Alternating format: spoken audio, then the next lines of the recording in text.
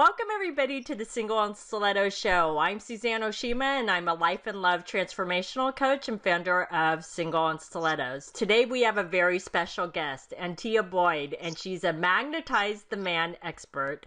And today, I am so excited because today we're talking about how to get a man to open up and share his feelings with you, because I know this is important, ladies. Sometimes men aren't as good at sharing their feelings. So she's going to share with you how to get a man to do that. But before she does, Antia, I would love for you to tell the audience a little bit about you and how you became a dating coach. Hi, so I'm Antia Boyd, and I grew up in an emotionally absent household, an emotionally, unavailable mother. And what I translated into, all the coping mechanisms I developed over the years from that, made me attract that exact same, an emotionally unavailable man, because how you grow up, the dynamic you have, translates directly into the dynamic you have with men. And so, I went to UC Berkeley, studied personality psychology, and hundreds of workshops and seminars later, hiring my only one-on-one mentor who helped me to break through my own vulnerability thresholds. We'll be talking about that.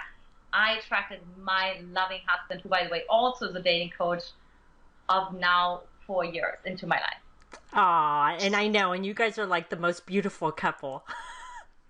You're amazing. You have a couple's crush on us. I know. Well, Antia, can you share with ladies that are still single and they're dating or they may be in a relationship with a man that's not really open with his feelings and he's not vulnerable? How can a woman get him to open up more? Yeah. So ladies, you go first. Okay. So what I see over and over again, that the women who come to me, the single successful women, highly accomplished, are like, well, he's not sharing his heart with me and he's not sharing anything about his childhood, or I feel like he's holding back. I'm like, well, how about you? How is your way of being, How comfortable are you to share something that's really vulnerable for you? And not like something you think is vulnerable, but something you feel really uncomfortable about, right? And how willing are you to share that and not look good, right? Because like we're women are so like, well, I'm going to share something as long as I'm still looking good. Like if I don't look good anymore, I hold back. And that's actually that's one vulnerability threshold that I invite those powerful women to, to really go into. Because every time when we have worked and talked to single men, because my husband works with single men, they always say,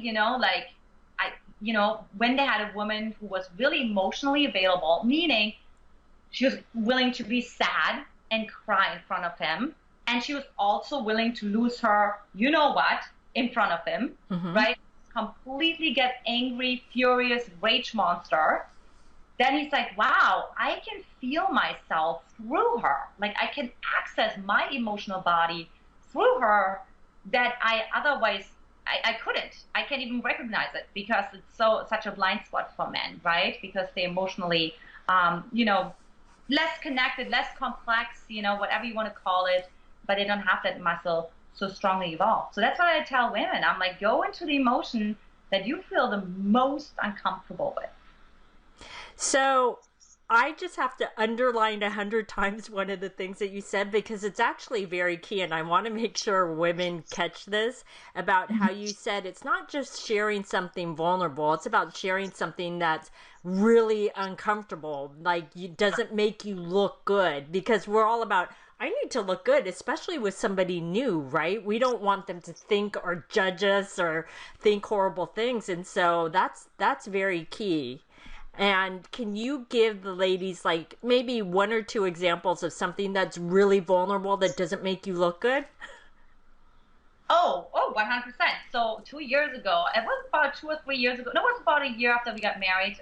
Or maybe we weren't even married, but I had this thought in my head with my husband, right? Where I was like, I'm just sick and tired. I'm just going to manipulate him. I'm just going to guilt trip him. I forgot what it was, something with groceries or something. You know what I mean? I'm just like, I didn't want to do something.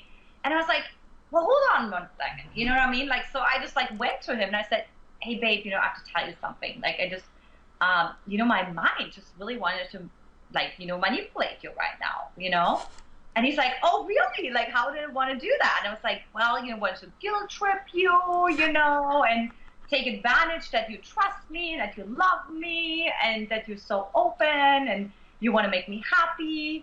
So that's one instance where that was really uncomfortable because he could have been like, funny in that moment, but he could have later on being like, I can't trust her anymore, right? Like she's this like part inside of her. But the opposite happened, which is why we talk about this. He totally opened up. He's like, one day he's like, I have this runner inside of me today. I don't know. I just want to like run away from it, from everything, from like, you know, just like shed something really vulnerable, right? And out of that came our shadow ceremony that we do every year when we renew our vows, where we really acknowledge what's the most alive that's like so uncomfortable that like really could trigger our fear that like, oh my God, if the other person knows that, if they knew that I'm afraid to be trapped, or if they knew that I still feel insecure or not good enough, like, you know, they would run, but they would leave, right? Yeah. Yeah, that's amazing that you shared that with him, because all I was thinking in my head was he could run. You risked everything. And so what the other part that I saw within you is that you trusted that this was the right thing to do and that he would still stay around. Yeah, because it was more about trusting myself, that what I think, what I say, and what I do is in alignment. So it would have been totally out of alignment if I hadn't said anything. Right. And I did that. So I would break the integrity of the relationship. And, you know, it's like it shrivels away after years, sometimes decades, you know, when people eventually get divorced. But it's when you look back, it started at those like really small things where there was this like lack of complete transparency and authenticity. Yeah. Okay, so what's another way a woman can get a man to totally open up and share his feelings? Yeah, I mean, you know, the other thing is, and again, I remember it's like really being unattached to. So when you share something, so one story that comes to mind, that must have been like, I don't know, 10 years ago, whatever. It was like way before I met Brody. And I was really interested in this guy. And so, you know, I was like, well, I could just hold out and just nothing happens. And I'm just sending all those mixed signals. Or I tell him. But I had to tell him in a way that was unattached. It wasn't like, oh my God, I'm going to tell him. And if he says no, I'm going to be devastated, right? But it was just no. I just like create a space where I felt really connected and attracted to him. And I told him that, and he had tears in his eyes. And it was so credible because he said he's never felt his emotions the way he had before. But I guarantee you it was because I was coming from a pure place versus coming from a place of agenda. Yeah, that's so true. Right? You know, so that's the other piece too. It's like not only that we share our emotions, but also with what agenda and how we're sharing our emotions. Right. That piece of being unattached to the outcome is so important too, because all too often, especially with strong independent women that are control freaks, is that we try to think of, okay, well, if I say this, then this will happen and blah, blah, blah. And you just went in with the pure intention of just sharing, and whatever happens, happens, right? Exactly. Yeah. And you know what? So then he had already met his wife the 2 weeks prior. You know what I mean? I mean, now they have 2 babies and everything. You know, so, but it was great. It was great. We both cried. It was heart opening, everything, right? So again, and that showed me I didn't have an agenda. Mm-hmm. Because if I would have had an agenda, I would have been really upset. Yeah, no, definitely. So what's your last tip on how to get a man to open up and share his feelings? So the last tip is continue to be yourself. So last story, there was this guy and he's like, you know what, you kiss too much, you hug too much, you're like, too much, you know what I mean? And you know, and I just said, well, that's who I am. So I didn't say take it or leave it, but I just said, well, this is it, so good to know, you know, because I'm not changing, right? And he not only said, well, it's not that big of a deal, right? But he just really because I advocated my emotions so much, like how I felt and what I was being, that he opened up more. And he was like, wow. I mean, she risked like that. I could have said, yeah, okay, thanks for letting me know that you're too much, because then I'm out. So again, right, it's leaning in more when the survival part inside of us, the brainstem, the lizard brain, wants to pull back and be like, oh yeah, sorry, yeah, no, I don't need that many kisses. You know what I mean? Like, I'm so sorry, totally. So I was not bowing down. I was not like adjusting to him.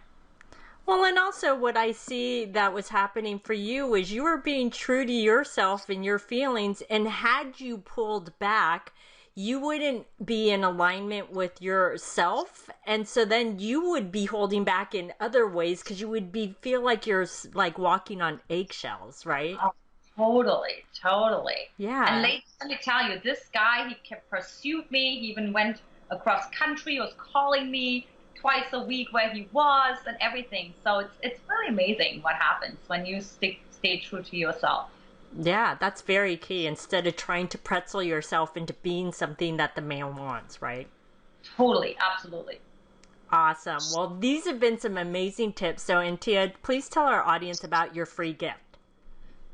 So for the women who are like, I don't even know where to start or how to lean into vulnerability, I invite you to come on a Magnetize the Man clarity call with me where we get crystal clear. What are your particular vulnerability thresholds that hold you back, that where you bounce back every single time and you're not breaking all the way through? And for that, hop on over to magnetizetheman.com and grab your slot as long as they last. Awesome. So, ladies, if you'd like Antia's free gift, you can either click below the video and go to her website, or if you're listening to the podcast, go to singleandstilettos.com and look for Antia's interview, and you'll see the link on her page, and you can go get her free gift. So thanks everybody for joining us on the Single on Stilettos show. Our show is available both in video format and podcast format. If you would like to view the videos, you can go to singleandstilettos.com. And if you'd like to get the podcast, you can download it from iTunes. And if you would like to get our free gift, the Secrets About Men video series, you can click right here on the video, or you can go to singleandstilettos.com.